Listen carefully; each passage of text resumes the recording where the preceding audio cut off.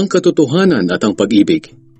Mula sa namumuno sa iglesia, mahal kong ginang na pinili ng Diyos kasama ng iyong mga anak. Minamahal ko kayong tunay at hindi lang ako kundi ang lahat ng nakakakilala sa katotohanan. Minamahal namin kayo dahil sa katotohanang nasa atin at mananatili sa atin magpakailanman. Manatili sana sa atin ang biyaya, awa at kapayapaang galing sa Diyos Ama at sa Panginoong Hesukristo na kanyang anak, habang namumuhay tayo sa katotohanan at pag-ibig. Labis ang kagalakan ko nang malaman ko na ang ilan sa mga anak mo ay sumusunod sa katotohanan, ayon sa iniutos sa atin ng Diyos Ama. Kaya ginang, hinihiling ko sa iyo ngayon na magmahalan tayong lahat. Hindi ito isang panibagong utos, kundi ito rin ang utos na ibinigay sa atin noong una tayong sumampalataya. Makikita ang pag-ibig sa atin kung namumuhay tayo ayon sa mga utos ng Diyos. At ang utos niya na narinig ninyo mula nang sumampalataya kayo ay ito: mamuhay tayo ng may pag-ibig.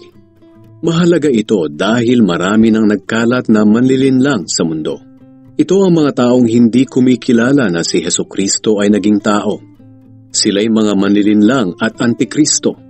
Mag-ingat kayo at nang hindi mawala ang inyong pinaghirapan. Sa halip ay matanggap ninyo ang buong gantimpala. Ang sinumang hindi sumusunod sa aral ni Kristo o nagtuturo pa ng labis dito ay hindi pinananahanan ng Diyos.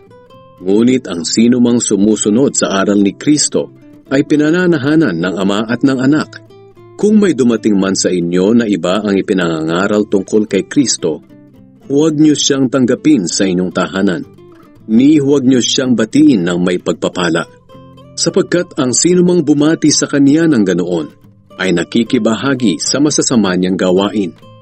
Marami pa sana akong sasabihin sa inyo, ngunit hindi ko na lang isusulat, sapagkat umaasa akong makakadalaw ako riyan at makakausap kayo ng personal upang malubos ang ating kagalakan. Kinukumusta ka ng mga anak ng kapatid mong babae, na tulad mo'y isa rin sa mga pinili ng Diyos.